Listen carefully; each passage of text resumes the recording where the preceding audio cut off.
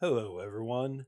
Welcome to The Art Array, a show where we talk about all forms of art books, movies, shows, music, and more. I am your host, Nathan Crockett, author of My Soul Burned, aka the greatest story that has ever been written, according to my mom.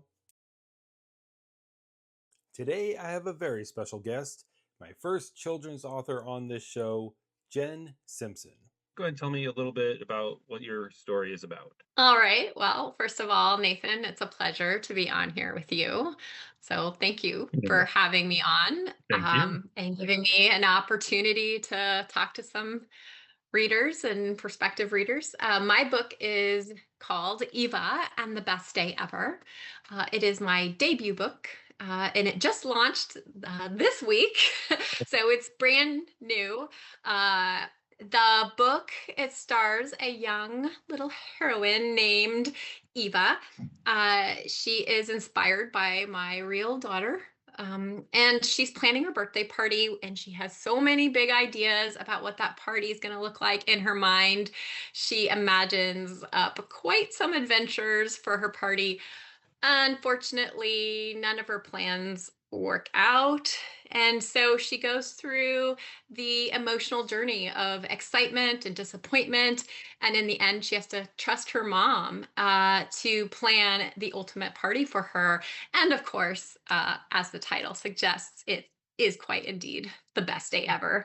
And the paperback and the ebook is out on Amazon, and the Nook version is on Barnes and Noble. The hardcover is also following soon on Barnes and Noble as well. Yeah, it's kind of funny that you mentioned that it is a good lesson, I think, for children and parents to learn that sometimes you can't always get what you want, or sometimes their imagination is bigger than reality. I Yeah. actually used to work at a pool supply place, and had this one mother come in saying she wanted a big net because her children wanted to pretend that they were like mermaids, like getting captured in the net. And I'm like, that's dangerous. Like, you can't have children in water in a net. Like, That sounds like something my Eva character would do. My real life Eva would probably be into that too. She loves to role play. And yes, little Eva also has a love of mermaids in the book. So there's a little shout out to mermaids as well. and then you also did mention that you're in Barnes and Noble. Now, I've heard different stories on this. I actually need to do a little more research on this myself. I've heard that in order to be in Barnes and Noble, you actually have to buy your own barcode, because if you use the one that Amazon gives you, they won't carry it there. Yeah, so you want to have your own ISBN, That's and you would buy those through Bowker.com. That's in if you're in the United States, yeah. that's where you get it. So that's what I did is all of my books and every format of your book. So if you have a paperback, a hardcover, an ebook for Barnes and Noble, you need to have your own ISBN for each of those. The way I like to think of it is whoever owns the ISBN owns your book. Mhm. So if you're self-publishing and publishing on Amazon, KDP, they do offer free ISBNs Mhm. um, and I think Barnes and Noble might do the same. I think Immigrant Spark does the same, but those are really exclusive then to that platform. They have the rights to market and distribute your book. So for self-publishing authors out there, do be careful about the ISBN. Can you tell us a little bit about what the process was like as far as putting everything together, the words, the pictures, all of that? Yes, I think there's this idea that children's picture books it's so simple, it's easy, it's not a lot of words, it can't take that long, but it is quite a bit of work that goes into it.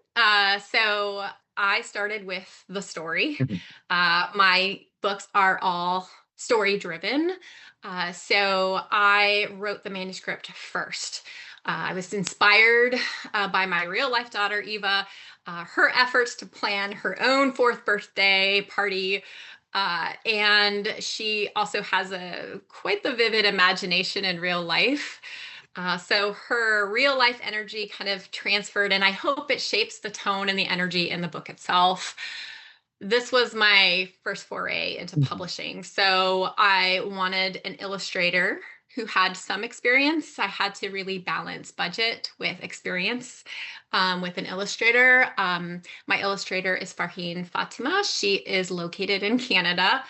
And although I love to draw, there's a learning curve into the children's book illustrations and the publications and the formatting. It was just so much. So I posted the call for illustrators on Upwork.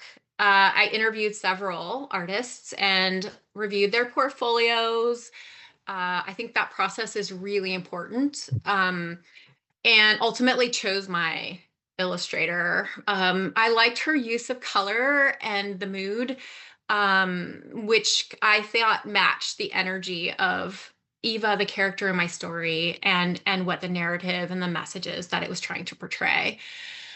The process was pretty collaborative. So I had some ideas for certain scenes in the book. A picture book is not just the words, it is also so much Hmm. the picture, right? I wanted to give Farheen kind of a lot of creative freedom, to take the words and like how she would envision them as well, and her own artistic process. Hmm. It did kind of start with the character sketches, and then we aligned on that. And then she created final artwork digitally, using Procreate and Adobe Illustrator. There's text layout, so you have to figure out which lines then go on which page and where on the page. So Hmm. in a picture book, if you have a spread where both pages facing each other are completely illustrated, where are you going to put text and how much text can you put, and think about how your eyes as a reader or a child who isn't reading but just looking at the pictures Hmm. but listening, like how are they going to perceive each page? And that's this very artistic process as well. My manuscript really, I hope, was, Farheen would also say, is a real partnership. It was Yeah. pretty fun. It's also very challenging. I haven't written a novel. So I don't have that comparison for like longer, like fiction Oh, okay. writers Yeah. or nonfiction writers, like what kind, like their effort and how this would align.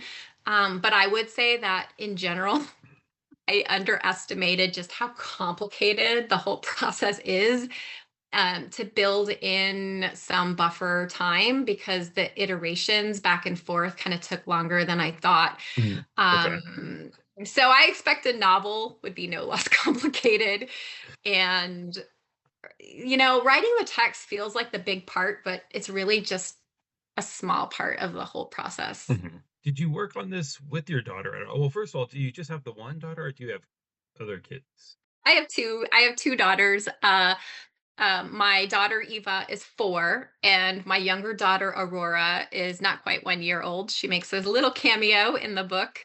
Okay. So spin-off potential maybe down the road for her. But yeah, I would say that Eva, my real life Eva, she likes for me to tell her stories. And so I often use like our real life experiences and then make a story. And then some of them I just feel have sticking power, like this one, with the best day ever.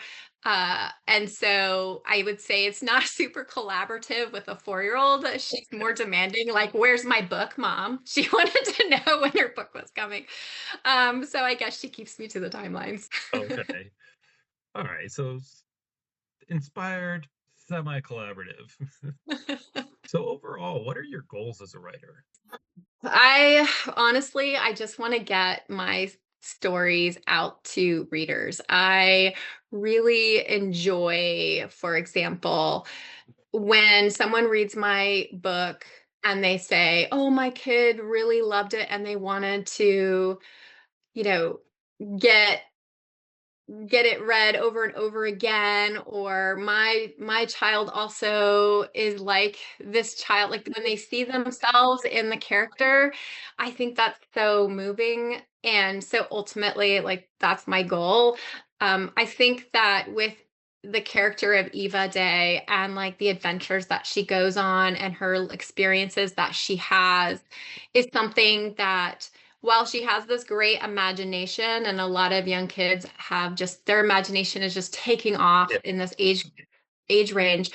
But like the scenarios and the life lessons are very much based in real life and potentially real lived experiences. So the experience of being excited for your birthday to come and having expectations, and how children with their imaginations handle those expectations. I think that that's something that readers can relate to. The mother character in the story who's supporting her daughter and has to disappoint her daughter is also, I think, something that parents reading it will relate to. We want to do everything for our kids, and sometimes we can't do what we know they would ultimately want. So we try to come through in other ways. And so I think this story is a good way to highlight that. Is there anything about your story or anything that you do that you feel is kind of different than other stories in your genre?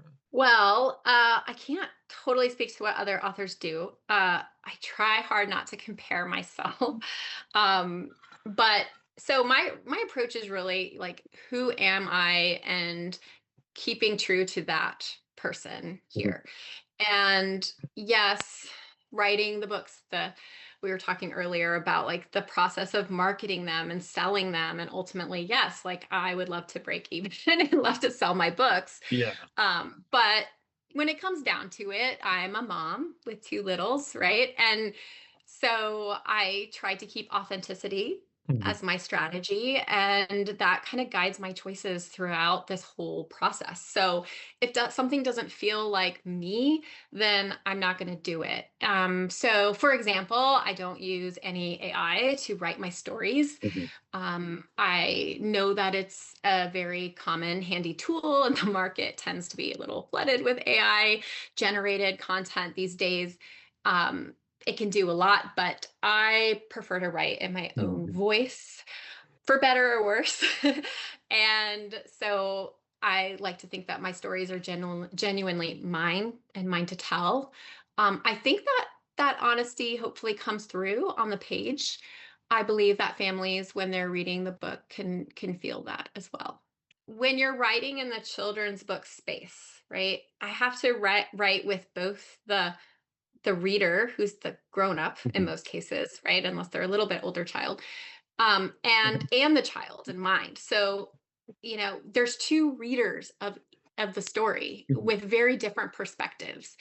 And so I'm constantly thinking about how families are going to read the book together. So, what matters to them? What's going to make the story meaningful from each of their perspectives? How and what is going to make them actually connect to the story? So, for parents, maybe there's a moral or a lesson that feels natural to include and embed. For the child, how might they see themselves in the character?